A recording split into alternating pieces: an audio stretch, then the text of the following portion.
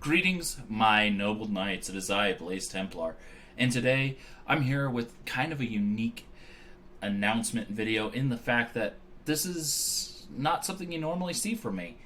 And that is, we're currently starting a Pokemon League, and I am so excited about this. I could just scream, except unfortunately I still have this gunk, so if I do, I'd probably just end up in a coughing fit.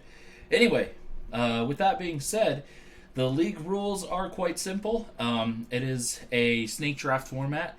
Pokemon are given a certain point value depending on which tier they're in. Megas are counted as in the tier they're in. So, like, it might have, like, Ampharos, who's, like, PU normally, goes to RU with its Mega. It would count as an RU Pokemon.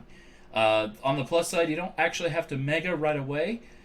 You can Mega when you feel like. You get 2 Z captains, people, or Pokemon, I should say, not people.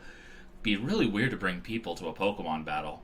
Gen 5 did that. It was kind of cool, actually. Anyway, I'm getting off topic. I'm sorry. These Z captains are the only 2 Pokemon that can use Z moves. Now, Omni Boots have been banned. Outside of that, Magearna and Tapu Lele have also been banned. As they do make the draft formula very difficult. It's hard to counter those Pokemon. Anyway, that being said, our teams this season are Cammy Boy with the Loch Ness Lombres. He seems to know quite a bit, so I'm eager to see what he has to show. Will he take it all? I don't know, but we'll find out. He leads, like I said, the Loch Ness Lombres. He's from Scotland, I believe, so that's kind of cool. Our Scottish player. Unfortunately, he does have to deal with the time zone difference, which could be a huge problem. But he does have a lot of enthusiasm, so that might make up for it. Anyway, next on the list is the Golden State Goomies, led by the captain, Gumi, of course. I mean, it makes sense that Gumi would lead the Golden State Goomies. I actually know personally. He's not as competitive as, say, myself, but that's fine. He has been around. I've known him for quite a while, and he has heard a lot of my rants and my observations about Pokemon and tiering and all that fun stuff. So he could be a little bit of a dark horse. I don't know how much of that he caught on to, how much he's learned on his own time. I don't know. So he could surprise us. Next is the Mississippi Leafeons, coached by Fluffy. Unfortunately, I don't know Fluffy nearly as well as I do, say, Gumi. So it's a little bit of a... I'm not sure. But he also has quite a bit of enthusiasm for the league, and I'm looking forward to seeing what he can do. Next, the true dark horse of the league. I know absolutely nothing about this player outside of they exist, and that is Fortress. He joined late last morning, like 3 or 4 in the morning, something like that.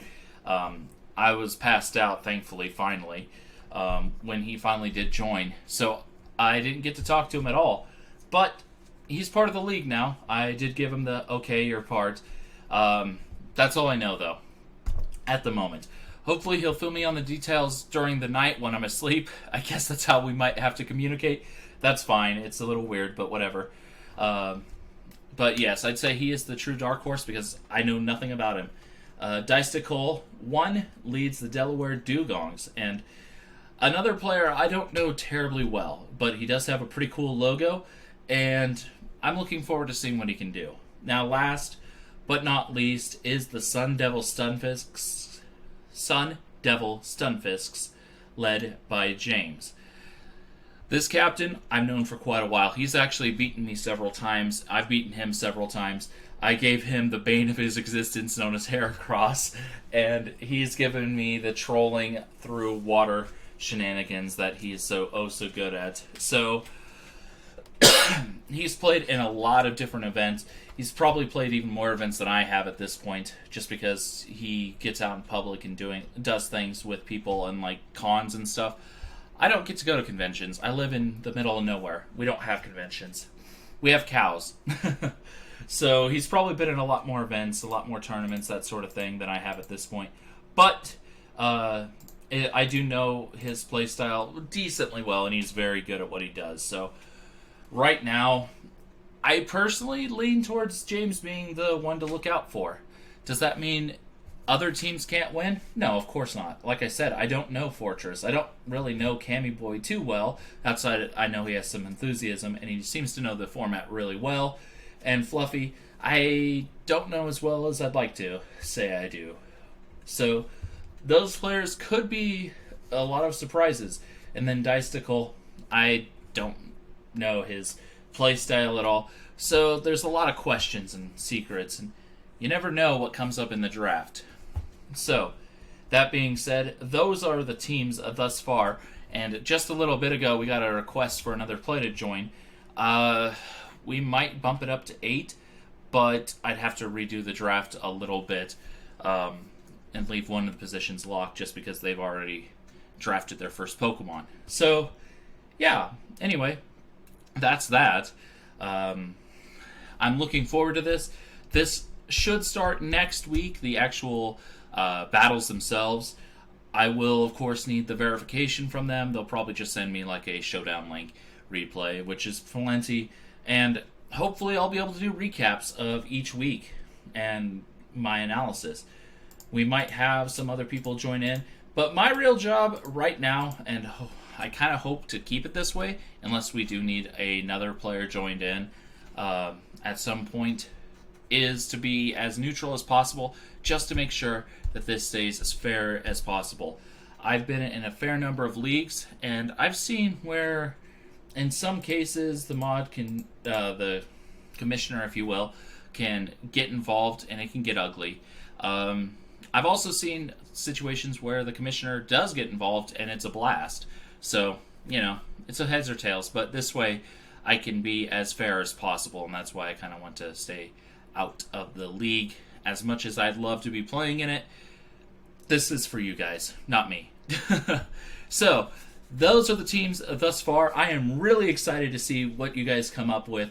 And who knows, if this takes off well, I'm really looking forward to the future. Already starting to think about Season 2. I'd like to double to 16, which is actually more than double with 6 players. But I'd like to maybe get up to 16 players for a season for the Noble Knights Colosseum. It would make it much longer, but it would also make it a lot more back and forth and a little more crazy, shall we say. So, yeah, I'm really looking forward to seeing what you guys can do. And until then, I'll see you on the battlefield. Goodbye.